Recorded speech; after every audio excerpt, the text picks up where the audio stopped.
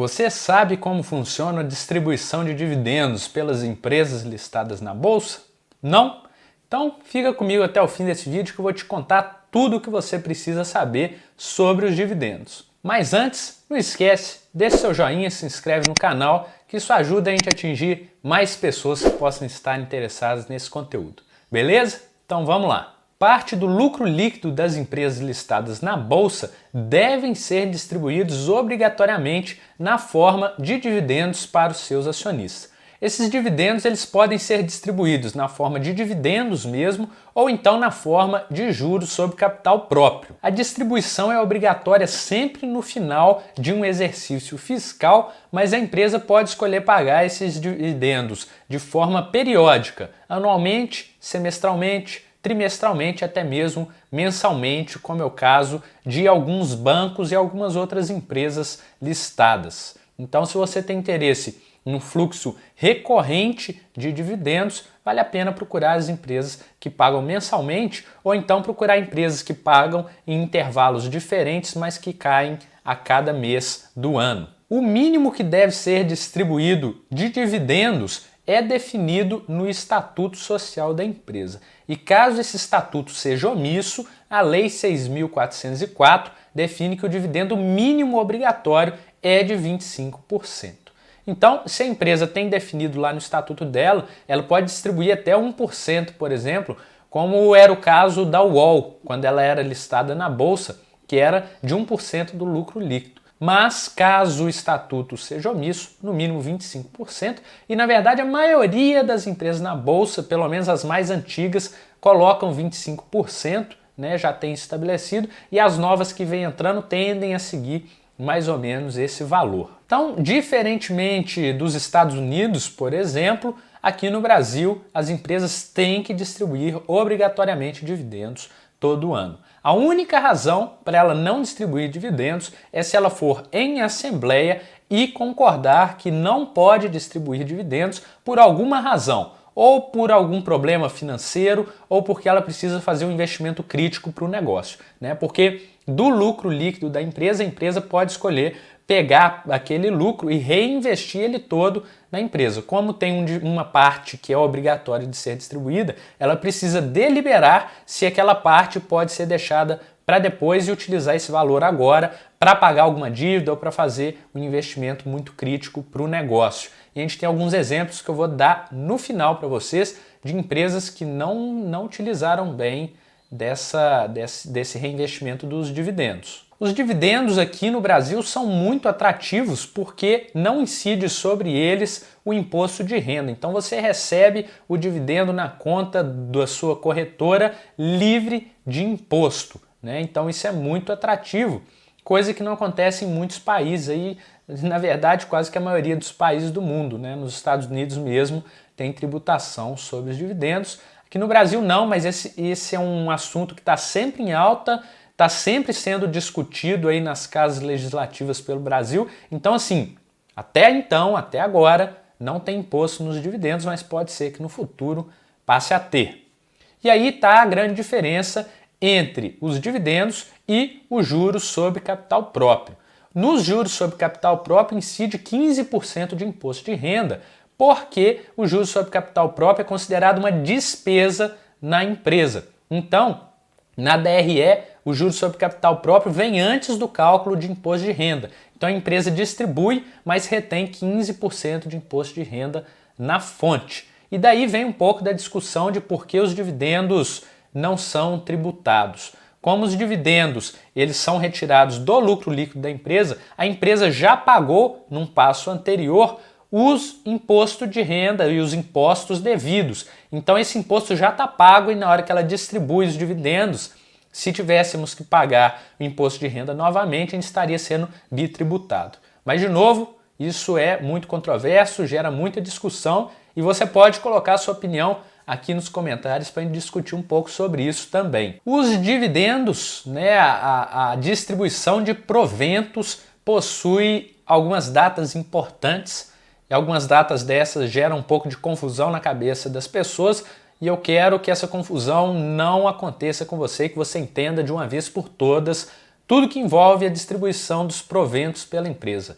tanto os dividendos quanto os juros sobre capital próprio. As datas importantes são a data de declaração ou aprovação dessa distribuição, a data ex-dividendos ou data ex e a data de pagamento. Na data de aprovação ou de declaração da distribuição desses rendimentos, a empresa vai emitir um aviso aos acionistas e nesse aviso ela vai falar qual é o valor dos proventos que será distribuído, qual é a data ex, qual é a data de pagamento desses proventos. A data de pagamento, como o próprio nome diz, é a data que a empresa vai te pagar aquele provento.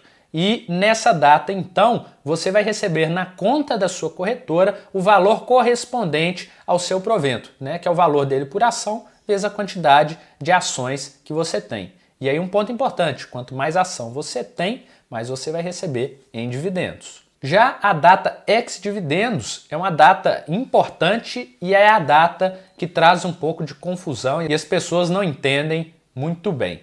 A data ex-dividendos quer dizer a data a partir da qual as ações vão passar a ser negociadas sem o direito de receber este dividendo que foi declarado, que foi anunciado. Então, na data ex, se você comprar aquela ação, você não tem mais direito de receber aqueles proventos que foram declarados. Aí, junto com essa data ex, muitas pessoas usam a data com. A data com nada mais é do que um dia antes da data ex.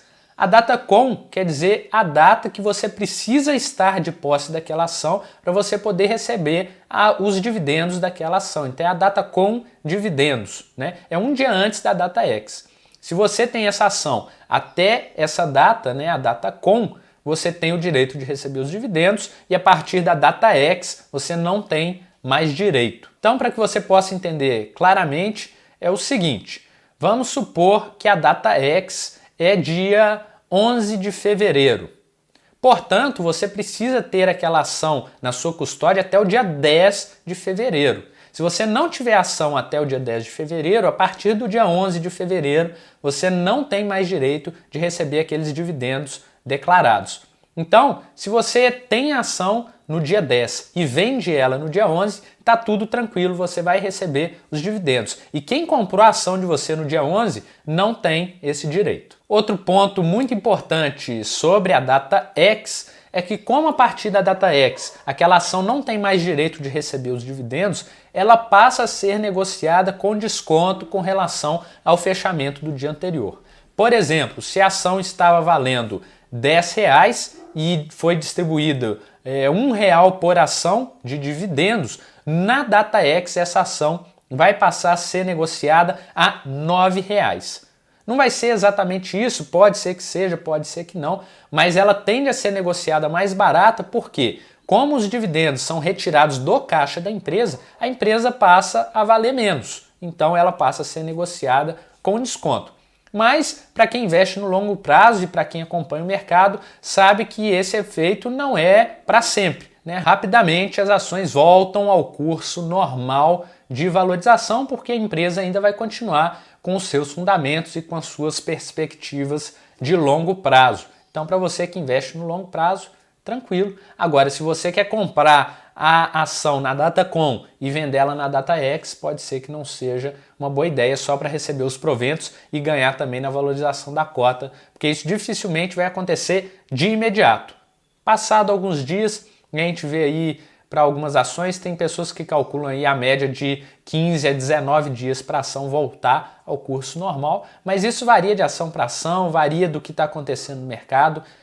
O importante é você saber que quando o dividendo, a ação passa a ser negociada ex-dividendos, a cotação dela vai reduzir, vai trabalhar com um desconto, mas esse desconto ele é temporário e de curto prazo. Nós temos 3 indicadores para olhar quando falamos de dividendos. Nós temos o Dividend Yield, o Yield on Cost e o Payout. Vamos começar pelo Payout.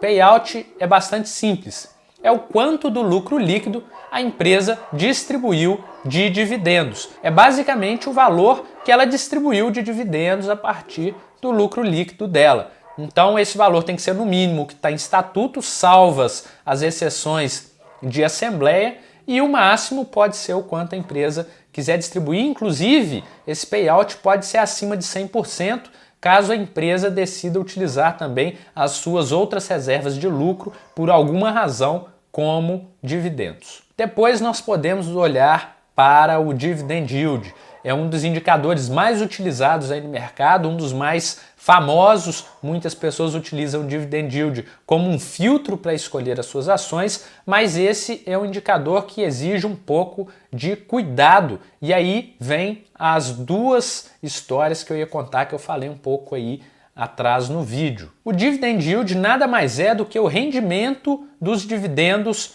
pelo preço da ação. Ele é basicamente os dividendos distribuídos nos últimos 12 meses dividido pelo preço da ação. Então a gente tem quantos por cento do preço da ação foi distribuído de dividendos nos últimos 12 meses. E aí, empresas com esse valor, esse dividend yield alto, distribuem bastante dividendos com relação ao preço da ação. Porém, esse indicador ele pode mostrar algumas distorções também nas empresas. Empresas com dividend yield muito alto tendem a ser empresas mais arriscadas. E aí vem os dois exemplos que eu quero dar para vocês. E são dois exemplos de empresas que eu já falei aqui no canal. A Eternit e a Oi. A Eternit, se você olhar ela até 2015, ela pagava altíssimos dividend yield comparado à média do mercado.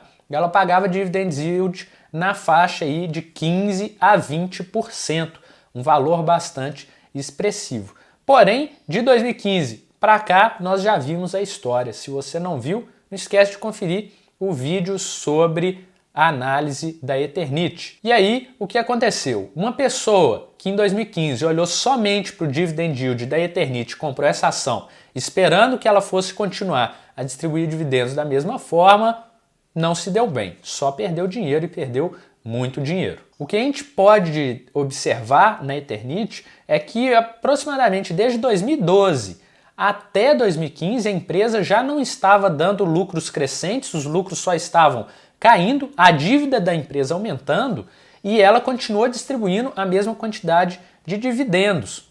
Ou seja, ela não aproveitou essa queda no lucro e esse aumento nas dívidas para suspender os dividendos, né, e poder utilizar o valor que ela distribuiu em dividendos para tentar recuperar a empresa. Na verdade, o que aconteceu é que os acionistas majoritários quiseram papar tudo que eles podiam o mais rápido possível antes da situação ser insustentável e depois, vazar. E que foi o que aconteceu com a Oi também. Não necessariamente esses acionistas vazaram 100%, né, vamos dizer assim, mas eles aproveitaram bastante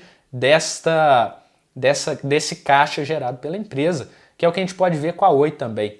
Os controladores da Oi, né, os acionistas majoritários da Oi, tinham bastante dívida nas suas outras empresas. E aí o que eles fizeram? Começaram a sugar o caixa da Oi, né, através da distribuição excessiva de dividendos para tentar pagar a dívida de suas outras empresas e deixou a Oi na situação que ela está hoje. Essas duas empresas em recuperação judicial. Ao invés de suspender a distribuição de dividendos e utilizar esse dinheiro para fazer investimentos críticos e pagar a dívida, os acionistas acharam melhor pegar o dinheirinho todos para eles. Outro fato recente aí sobre a não distribuição de dividendos foi a Vale, que suspendeu por um bom tempo a distribuição dos seus dividendos por causa do desastre de Brumadinho aqui em Minas Gerais. Então ela também suspendeu para poder utilizar esse dinheiro para cobrir todos os rombos que foram causados por esse desastre. Por fim, nós temos o Yield on Cost. O Yield on Cost é muito parecido com o Dividend Yield, com a diferença que ao invés de você dividir os dividendos pagos pelo preço atual da ação, você vai dividir pelo seu preço médio daquela ação. Então, por exemplo, você comprou uma ação a R$1, no momento que você comprou, o seu dividend yield e seu yield on cost são iguais, vamos supor que esse valor é de 1%, então ali você estaria recebendo 1 centavo, né, por ação, porém ao longo do tempo essa ação vai se valorizando e vamos supor que depois de um tempo essa ação passa a valer R$2 e, portanto, se ela mantiver o seu dividend yield, ela vai pagar 2 centavos de dividendo. Porém, esses 2 centavos de dividendo comparado com o seu preço médio, que foi de R$1, mostra que o seu yield on cost é de 2%.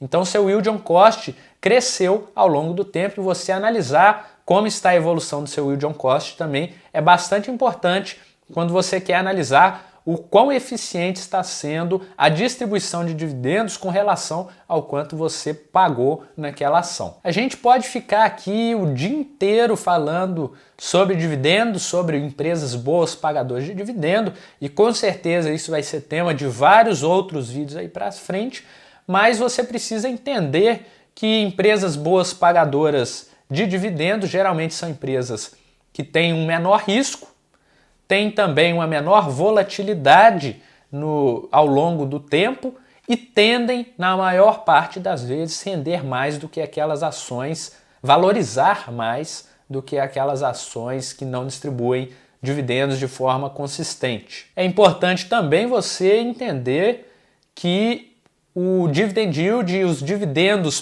passados não são garantia de dividendos futuros, assim como resultados passados não são garantia de resultados futuros. Então você tem que ficar esperto com isso aí e não se deixar enganar por altos dividend yields e sempre analisar se os dividendos que a empresa está entregando a seus acionistas realmente são sustentáveis e vão ser saudáveis para a empresa no longo prazo. Então, acho que é isso. Acho que você aprendeu bastante sobre dividendos no vídeo de hoje. Se você gostou e acha que esse vídeo tem um conteúdo relevante, compartilha com seus amigos para que a gente possa atingir mais pessoas e mais pessoas possam aprender como investir na bolsa de forma consciente. Então, muito obrigado por ter chegado até aqui e até a próxima. Valeu!